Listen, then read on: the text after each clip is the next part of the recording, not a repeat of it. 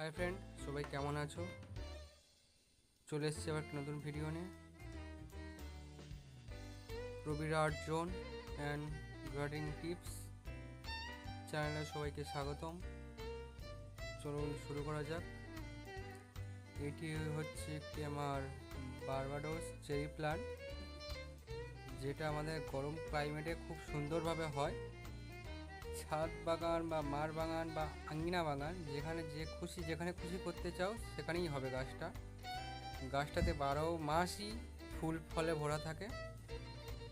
এর আগে একটা আমি ভিডিও দিয়েছি, চাইলে সেটা দেখতে পারেন, যে এর আগে কী অসংখ্য ফুল এসেছিলো। কিন্তু গাছের বয়স কম হওয়ার কারণে, গাছটা ছোট হওয়ার কারণে প্রচুর ফুল আমার ঝরে গিয়েছে।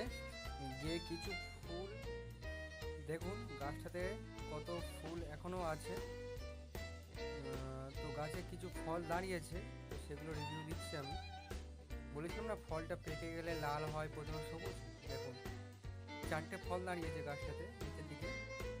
তার মধ্যে একটা ফল ড্রপিং হয়ে গেছে কোনো কারণে, পাখি ঠোঁট মারার কারণে এটা হয়তো ড্রপিং হয়ে গেছে, জানি না কী জন্য।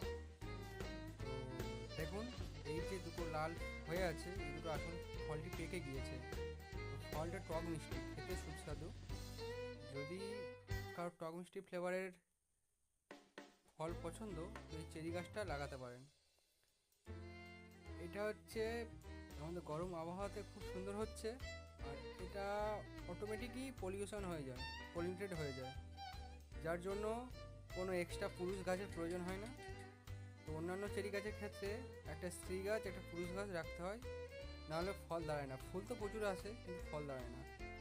তো এটা আমার একটা পরীক্ষিতভাবে ট্রাই করা। তো দেখুন গাছটাতে ফলগুলো কত সুন্দর লাগছে। যদি কারোর এই গাছ চাই, আমার সাথে যোগাযোগ করতে পারো। ভিডিওটা ভালো লাগলে লাইক, কমেন্ট, শেয়ার ও সাবস্ক্রাইব করে দিও। ধন্যবাদ।